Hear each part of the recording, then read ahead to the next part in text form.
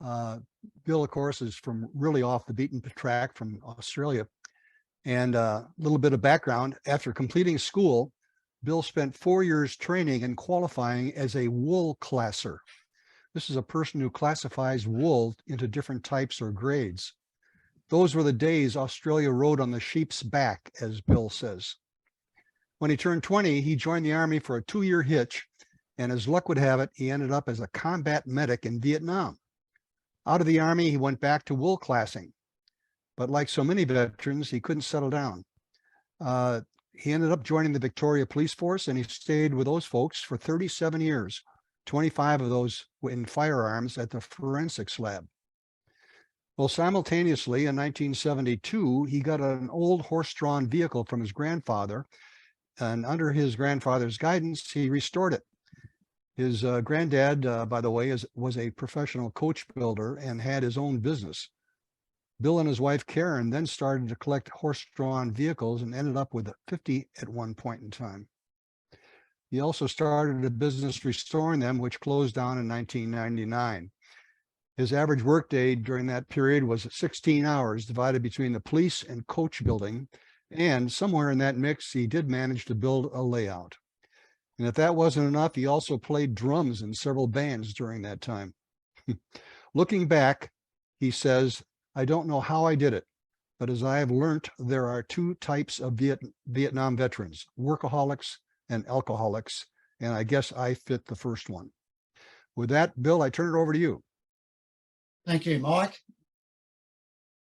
The sign we see here, excuse me, was bought by my 4 kids and sit in the long driveway down to where the layout is. Introduces people to what's down there, but most don't really know. The next slide I'll produce is walking down. The driveway is a circular driveway. At the back of the houses, we're on an acre and on a 1 in 5 foot fall. So that's coming from the left-hand side. So that houses the layout and the crew room as such. The next one, the horse-drawn vehicle you'll see there and the 2 I-beams, that is now the entrance to the crew room. So that's very early days. Things start to change as we go along. Incidentally, that's a restored vehicle sitting in the front that was done for a customer. The next shot is inside. There were 2 buildings put up. The brick one was put up first, and then the metal one, which was 32 feet also by 20, was added later, and that's where that is. And that was done when I built the first layout in the brick building, which was HO, Victorian Railways.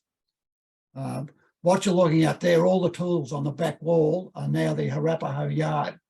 No, Brule, sorry, not Arapahoe, the Brule yard when we get to that.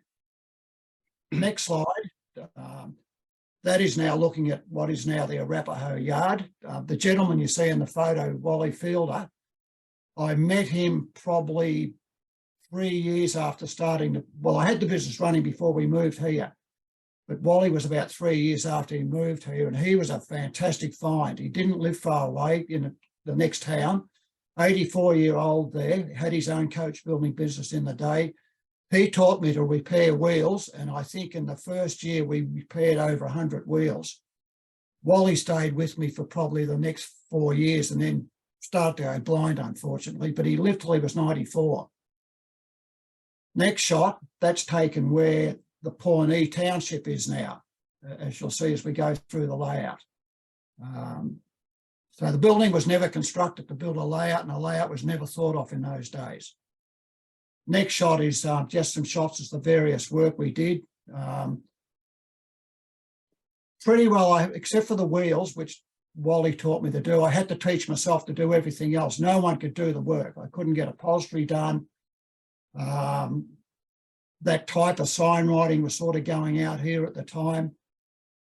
The pinstriping, I asked my grandfather, I remember asking him one day, how do you do a scroll? And he folded his arms and he said, a scroll's a scroll. He did tell me how to mix the paint, which was my major asset over everyone trying to do the work.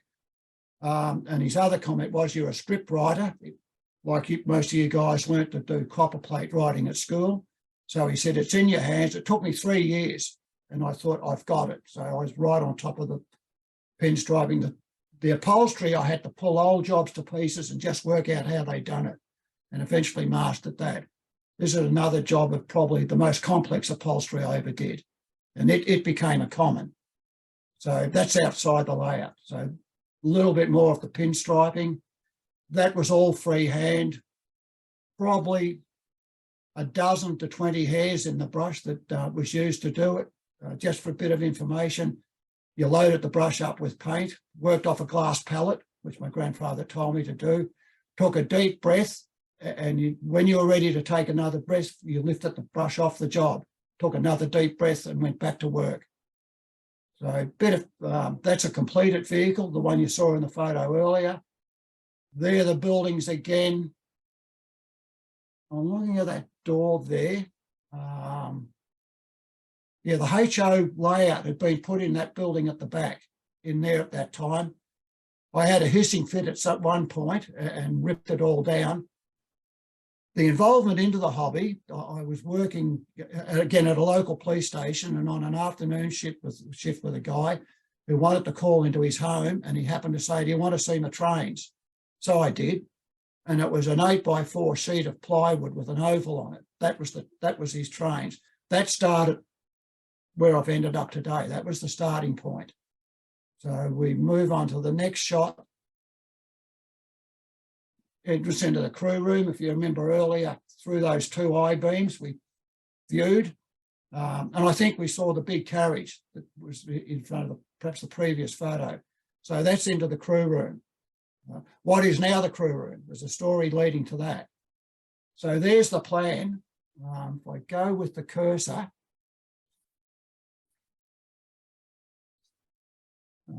there we are. You can see the cursor. There was the initial layout. HO before that got pulled down. Brendan, who showed me his train, says he called in the day. I guess it went about, I don't know, 4 months, and he said, "I've got this great magazine I've been buying. I'll give you a link." Well, it turned out to be the Narrow Gauge Gazette. I then subscribed and kept buying that for the years, long after the HO layout had been taken out of there. So I sort of got hooked on narrow gauge at that stage. And I think probably because of the coach building, I love the feel of the rolling stock, especially in passenger coaches, which I'll mention at this point in time. The addiction, I now own 68 brass passenger coaches in Sn3. There's a rundown of the layout, probably not much different to what you guys have done. I'll give you perhaps a minute to go through it without going through it with you. Perhaps one bit of luck I did have was I contacted, I can't think of his surname now, Bob at, forget his business, but he made the AAA turntables, and he ended up making, I think there's 5 around the layout. And even when he'd stopped making them, he made me the 5th one. So I was fairly lucky there. NCE, as you see, controls the layout. For quite a few years, I was running the whole layout on just the command station booster and having trouble. And everyone that knew the layout assumed I had boosters, which I didn't. So we put four boosters in, and the layout purrs now, absolutely purrs. So we leave that. As you walk into the door, there's the crew room. The crew room was initially a workshop. I built a HON3 layout in the original building, in a third of it from memory.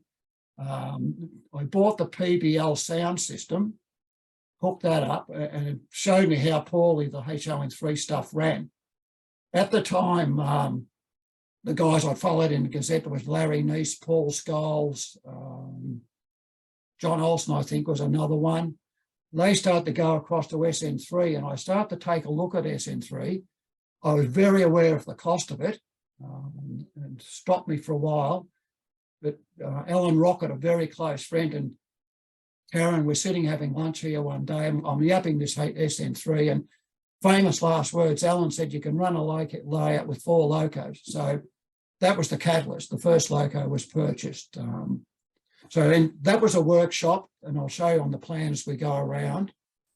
Here's another view of the crew room as you step into it now. You can see what I call the Durango fiddle yard there.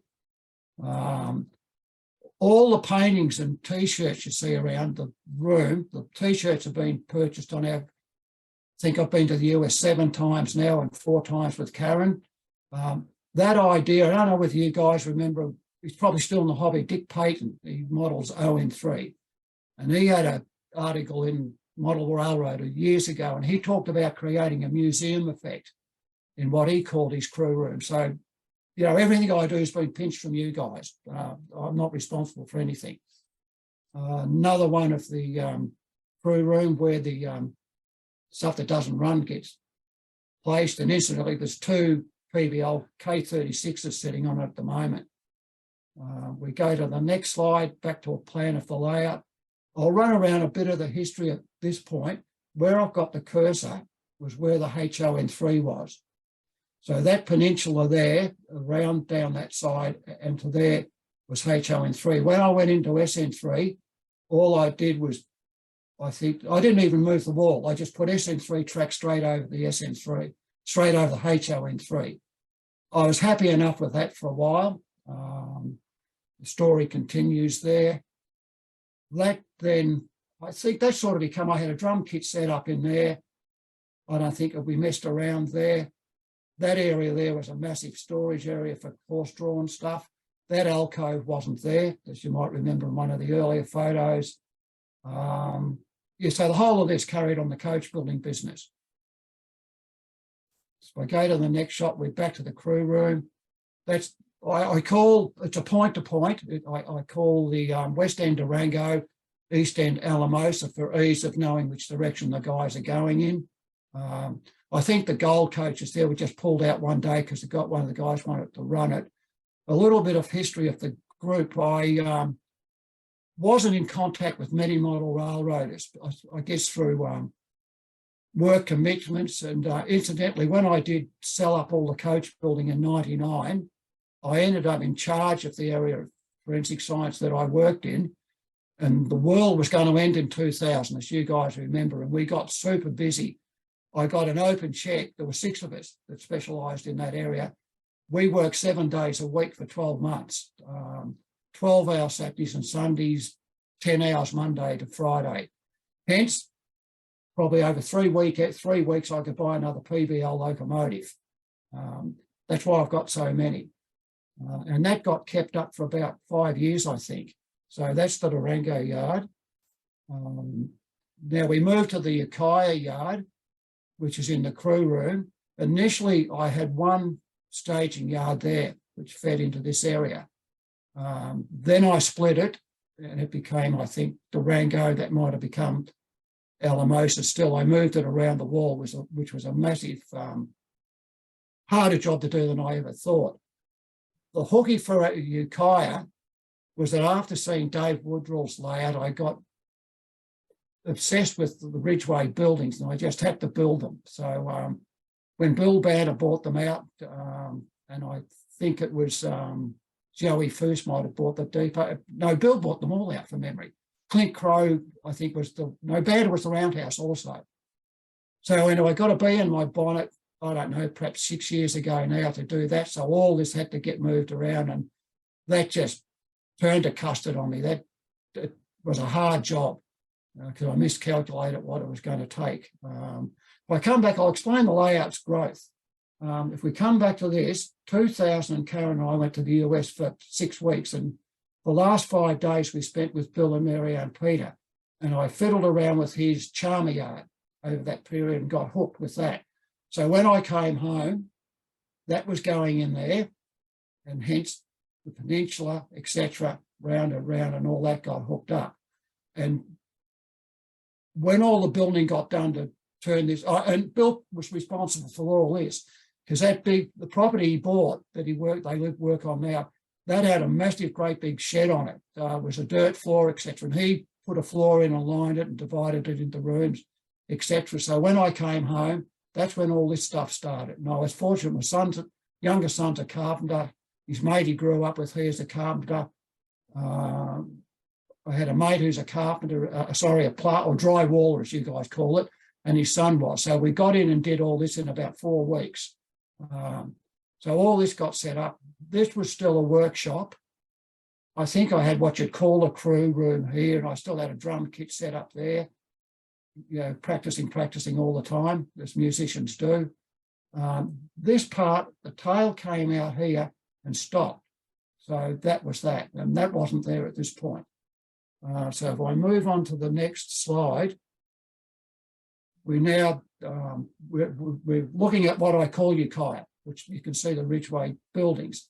I'll explain the names around the layout as you go. They're all Native American, and that was purely because I had to get, I don't know what forced me into giving the layout a name, and hence, Animas River, Lobato River, Southern, because I love the Southern buildings, as you'll see. Karen said to me, we had a road map we brought home from Southern California, New Mexico. So we got into that and started picking names out, which just happened to be in that area, Native American. So when this was done, to stick with the theme, I thought Ukiah. Reason for Ukiah is, as you guys know, PBL are in Ukiah. And Bill told me years ago that the Native Americans that occupy the area still were the Ukiah. So hence Ukiah. I might add, my good friend sitting alongside me, Derek Moore, he's responsible for setting up this PowerPoint show.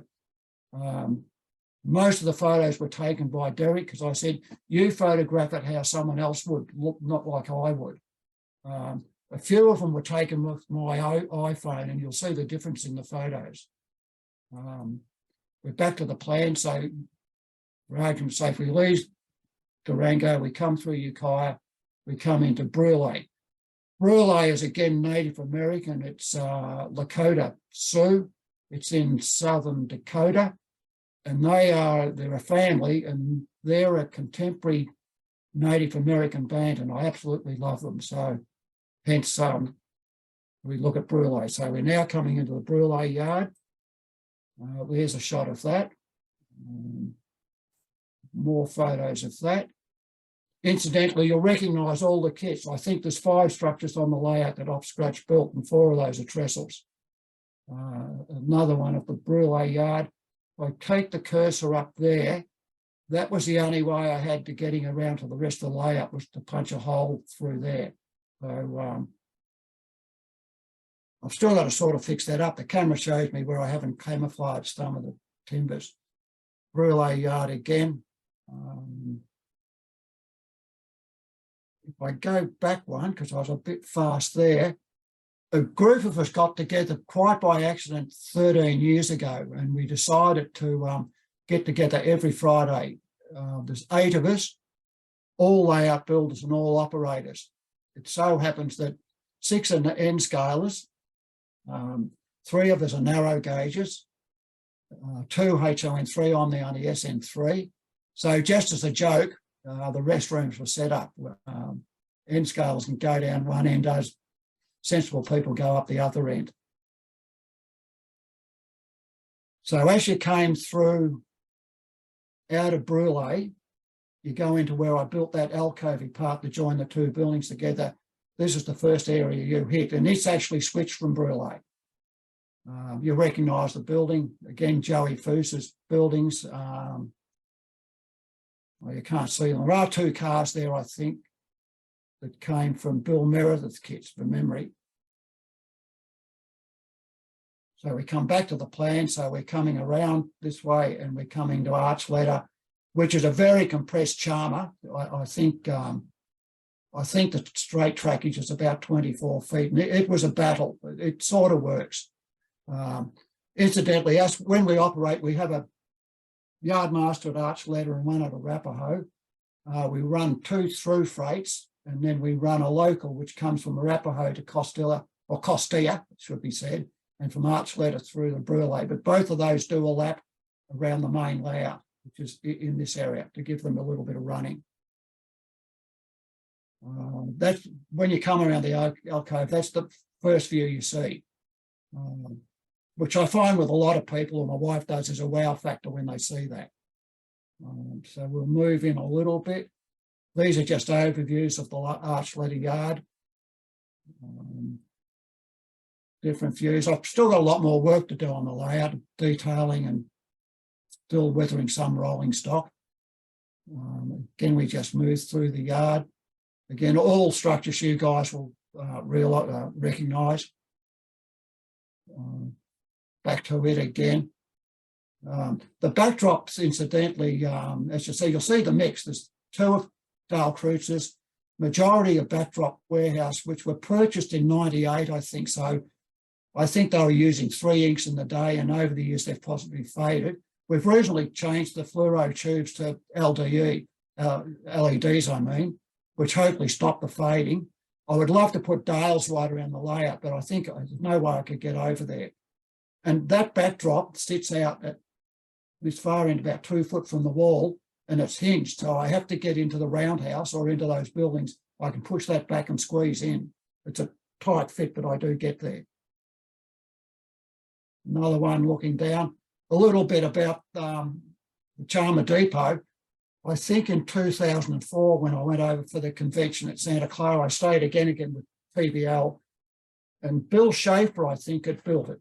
It just had the carcass sitting on what was going to be their new display layout. And they had all the pieces for it, no instructions, no nothing. So Jimmy gave them all to me, and I took some photos of what Bill Schaefer had done, came home and built it. So I like to think that's the first Charmer Depot that was completed out of that run. There's another one, Clint Crow's Roundhouse. I tell a funny story about Clint. I battled and battled with his instructions. And I actually did 1 year apprenticeship as a carpenter, believe it or not. And back on occupations, I didn't sign up for the army. I was drafted into it. I hated it. 2 years. The deal out here was they pulled a birth date out of a marble, and if your birth date was on that marble, you went in. If you didn't want to go in, you got 2 years jail. So you had a choice of jail or into the army. And the reason I became, the battalion I went with was 80% national servicemen or draftees. I would think probably 90% of the medical platoons, it was called, were conscripts. The interesting thing was we're all musicians, and we can never work out the logic of that. And a show we used to have here on the television weekly, rock music quiz show, quite often the educator and conductor with the Melbourne Symphony was on it. In their last episode, he made a statement that all secondary school students should do music as a compulsory subject. Because Karen and I are watching this, and the other panel members asked him why. And he said they are incredible listeners, and they use both sides of their brain at the same time. Now, say you're a medic, you're in the infantry, you're at the pointy end. So when the gunfire starts, you're fighting. But what we were trained to do, if we had to get to someone that was wounded, we had to keep them talking, and we had to listen to what they were saying, plus to work out how to treat them. So there was the logic, perhaps. That's why we're all musicians. Just a little bit of useless knowledge. More shots at the Archuleta yard. Now we move out of Archuleta and we're going down.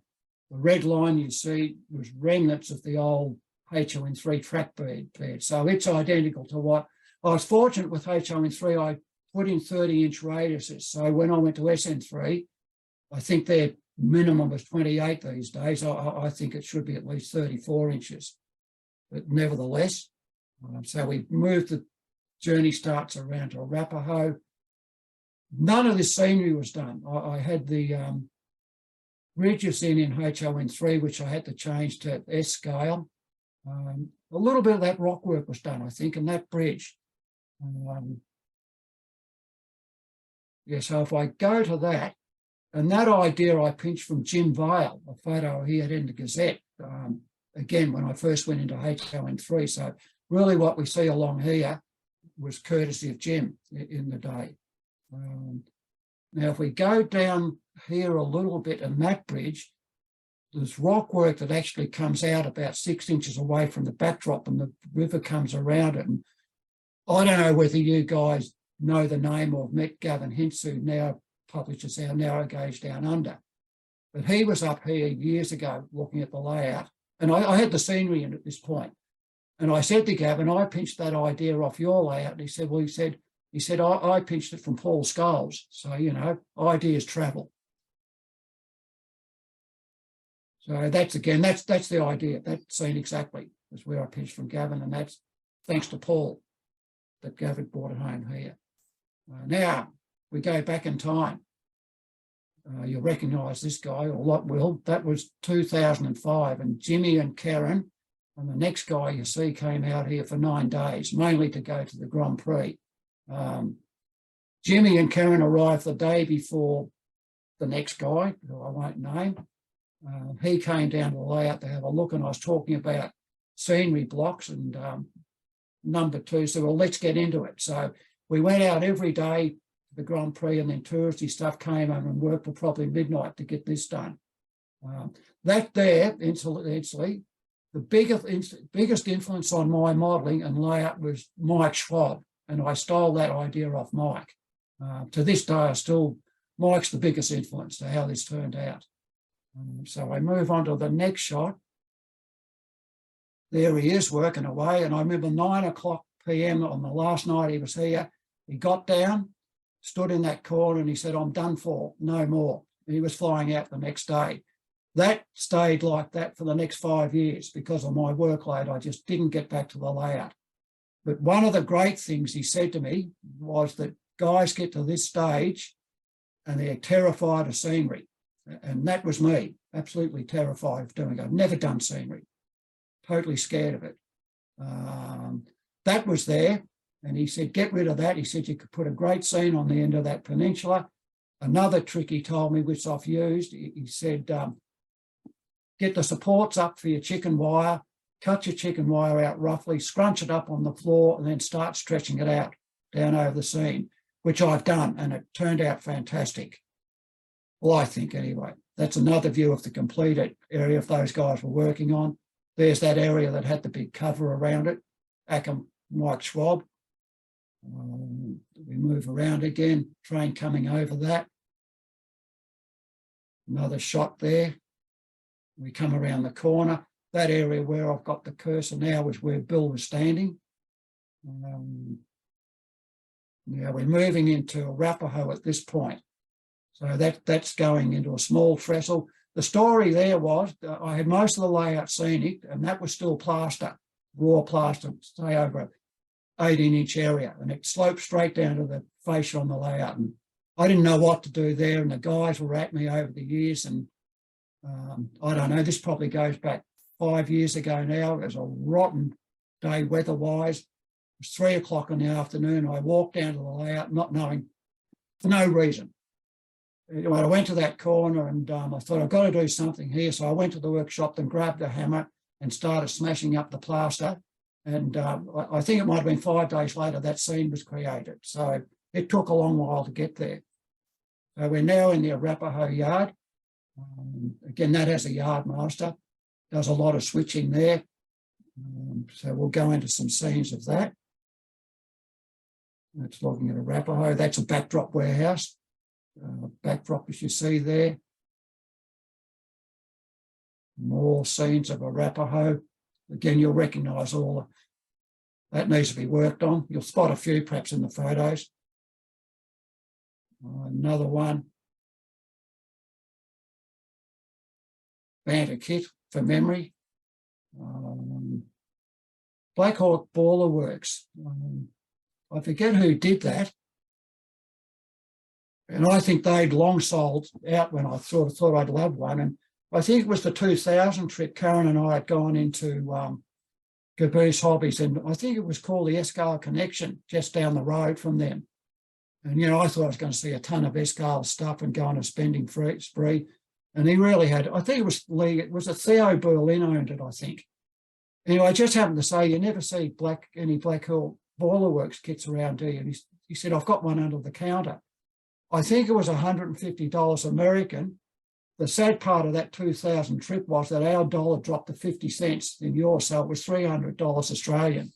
So quite an expensive. On another quick story I'll tell, I had 2 K28s ordered from PBL prior to that, when our dollar was reasonably good. And I think Alan and Karen talked me into getting, might have been a dozen of their passenger coaches that they were doing back then. So I ordered them. When they got delivered, we were down to 50 cents. The K28s cost me just under $4,000 Australian. The passenger coaches were just under $1,000 each. I had to go and get a loan off the bank and pay it off. So, you know, how you can get track. So we've now left Arapahoe and we're moving around to West Elk. I'll give you the story about West Elk when we get there. So that's coming into West Elk. That's a PBL goose and it runs courtesy of Bill Pasaka for sending me a PFM undercarriage and giving me a lot of advice. So it runs really well. Once a year we get a visiting railroad. You might recognise this, or the next shot, you'll certainly know, or you guys that have been there, Paul Scholes. So I was lucky enough through Russ to get one of his passenger trains. So we move on. There's another shot heading towards West Elk. We go around the corner. I think it was Chris earlier showed us a photo of his Leverite mine. Well, that's the actual kit that I purchased. We come around the corner, another look. Crystal River, building there. Now we're coming into West Elk. The story with West Elk was the 2006 symposium in Seattle. And Bill Peter and Steve Hatch and I travelled up there. And Steve and I were doing the layout tours and Bill was doing his thing.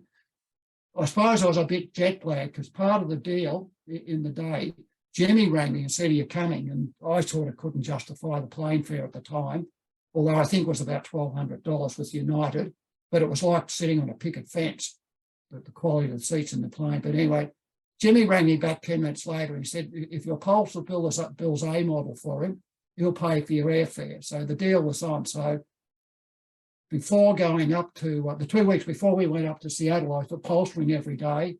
Up to Seattle we go. And I think by the Saturday I was jet lagged, I was burnt out. And I'm sitting there talking to Bill, just waiting for midday to come to go to layout tours. And John and Mike McKenzie had their Red Mountain alongside the PBL stand. Some of you guys may remember. And I'd looked at it, you know, countless times. And the angle I was sitting on talking to Bill, I looked down the Vance Junction side of it. And I thought, geez, I've got a spot to do that. It looks fantastic. So hence it's called West Elk on this layout. So here we are into West Elk, Acker, Vance Junction. Now, a lot of you might, this is not the actual photo, but that's the photo that appeared on the PBL mouse pads and I think on the back of the Gazette in that same year. So again, they're all Crystal River. I think the coaling bins are Banter. More views of West Elk. The difference in photos, this photo you're looking at now was taken with an iPhone 11, where Derek had taken the rest with a Panasonic point and shoot camera. So we're coming around there, more shots of West Elk. I might add, without bragging rights, I had never ever done scenery, never, and I was terrified till I started. That's another one. Now the trestle bridges are all scratch built by me. This one's scratch built by me, and us narrow gauge of all of us might remember the series Harry Brunk did up Clear Creek, I think it was called. And this was a sample plant that he had the plans of, and that's actually HO. And that's all I've kept from the HO days. There might be some castings and odd bits in drawers and that, but yeah, and that moved around the layout in a lot of spots. And I plonked it there one day before any scenery. It was all open bench work. And I thought, yeah, I'll put it there. So I think that's worked. And no one knows it's HO. That's an overview of it. So now we're moving around to Costilla. Now, if I go back to Jimmy's visit, almost from the onset, he was at me about operation. And keeping in mind, one track came around here and stopped. Yeah, so there was tables and chairs in there, drum kit, workshop. Jimmy was at me. I didn't want to have a bar of operation. Wasn't interested, just build a layout. So he's at me and at me.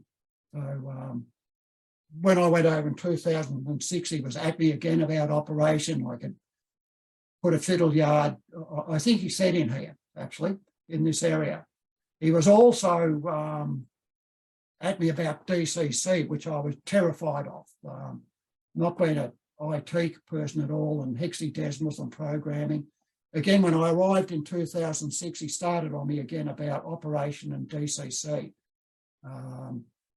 So hence down the track, I did come home from there.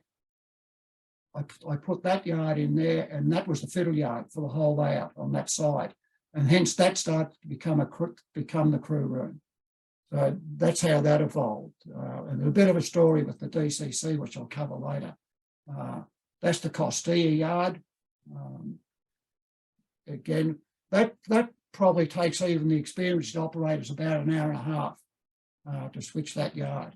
It's a good one for a pair. That's a Ted Van Pelt backdrop there. One of the guys loves running. I have a yearly event where I invite a lot of guys to an open day, and we put on food and just everyone gets together and we operate. One of the guys who's got a massive end scale layout, and I mean it's size of a football ground almost. He loves running these two, so they stay there for him. Just more shots of, again, you can see up there the sort of collectible stuff. I think it adds to the adventure for people that come here.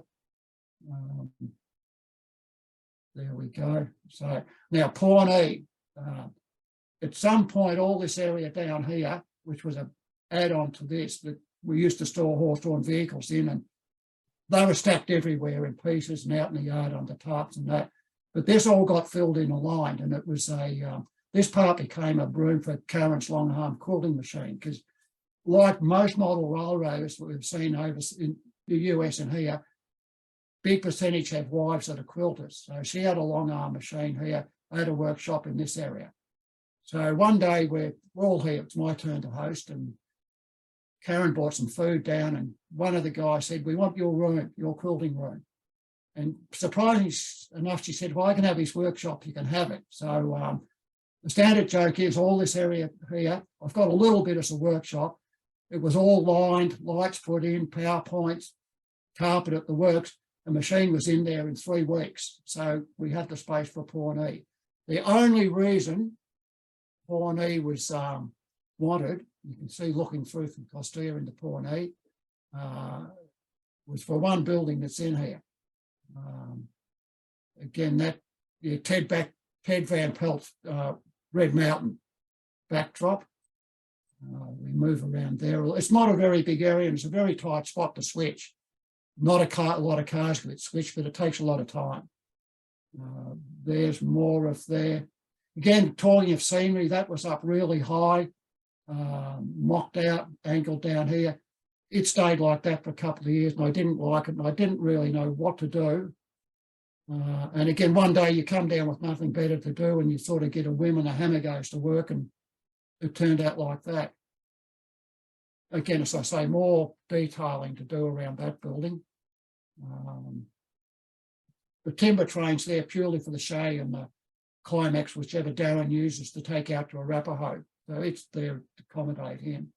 Now, there's the reason that we wanted Pawnee. I bought the kit, and I think I'd seen that at Sam's. Yeah, for Sam Furukawa's is the first place I saw it built, for memory, and then Bill Pasaka's. So I was determined that was going. I had the kit. I'd had it for years, so I was determined it was going to get built and put there. So that's the whole reason for Pawnee. Now we come back around the layout. So we've come through Costilla, we've come through Ukiah, and we're back into the Alamosa staging yard. There's a few shots. Stupidly enough, when I retired, and I had no plan to extend the layout like I've extended it, I was going to put in a garden railway, so I started to buy the G-scale stuff. That's not going to happen. There's some trains made up, ready to go out on an op session. We run an oil train. There's 2 stop trains. One will go out and drop off in half the layout. The other one goes out, excuse me, and picks up, which is that one. That'll be a through freight, and that's a passenger train.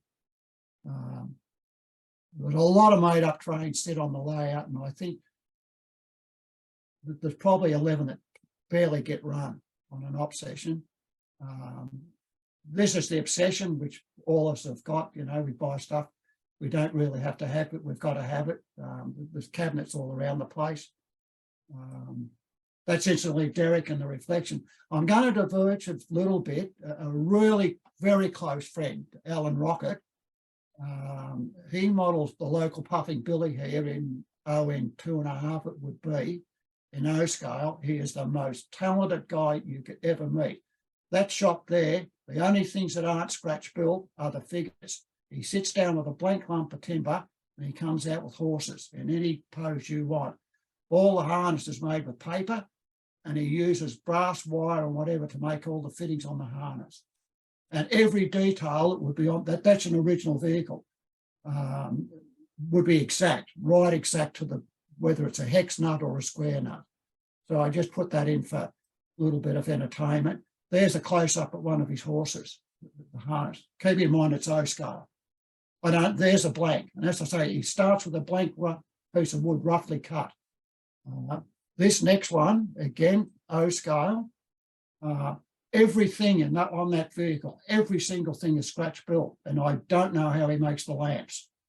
They're all made of like carriage lamps, every individual part. Incredible modeler. The wheels, he starts with a hub and he puts the spokes in one at a time.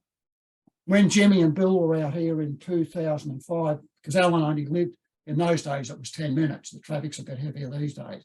I took them over there and Jimmy was the first to walk into his layout, and he turned around and he said, I don't deserve to be in the hobby.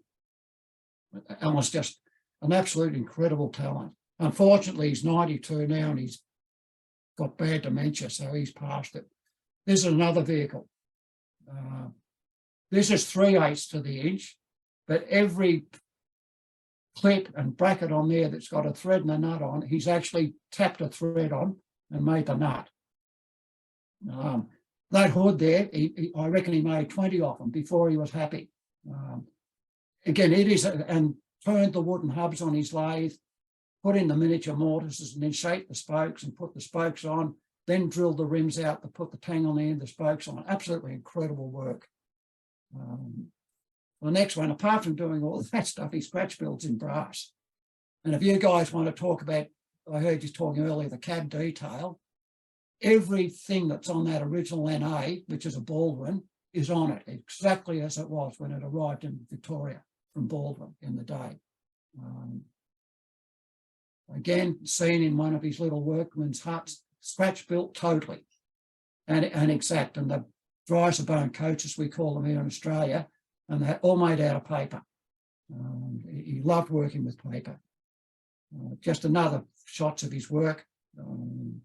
Again, except for the figures there, everything could be scratch built. Back to my collection, you know, the obsession. Just entertains people. I think I said earlier in the intro, when we were doing that first hour, I can't think of his name, he's come up on the Sn3 group twice now, I think, over the last couple of days. He's after a number 9, which there it is. And I've got the 2 baggage cars and 2 passes behind it. And I'm tempted to let him know I've got it, but I don't want to see an empty spot in the display cabinet. So, I'll sleep on that. Back again, you just keep collecting. A bit of a joke between Billy, Peter and Jimmy, and I guess I'm the brunt of it. I think, as I said earlier, I've got 68 brass passenger coaches, more than the railway, 10 times more than the railway owned, probably. We're sitting there at the table, BBL some years back, and Jimmy starts laughing, or Newman, gets that Newman laugh going. And he said, Bill and I are trying to work out how to melt these coaches down and put them in a syringe and just send them to you, and you can inject them into yourself. I've bought that many. This one is the first Sn3 loco I bought, and I bought that off Mick O'Hanlon, who lives up in the Blue Mountains in New South Wales. It's a first run K27 from them. Mick had bought it off the Village Depot. I think we're in Oregon in their day. And it's been painted and weathered by a guy called Roland Shilliday. Every obsession it's used, I ran it around the layout that many times, it has never faulted, never stopped at all. It's faultless. So testament to their early run. These are just various photos taken around the layout. Again, as we put in as a montage. If I go back, that was it. So I'll put that up. If I go back to DCC, on the last day, the Sunday before Steve, Bill and I were driving back down to Ukiah, it was Bill Banter, Karen, myself and Sam Furukawa all went across to a layout. I had no idea where we were going. And we go down the basement to this very early days of this layout. But you could see where it was going to end up, and we had an op session, etc., etc. Anyway, we go home, and I couldn't even remember the guy's name who owned the layout, who's since become a very good friend. Jimmy follows us back by a couple of days. He's still into this DCC, which I didn't want to bar off. Anyway, we used it on the layout. So it turned out to be Dale Kreutzer.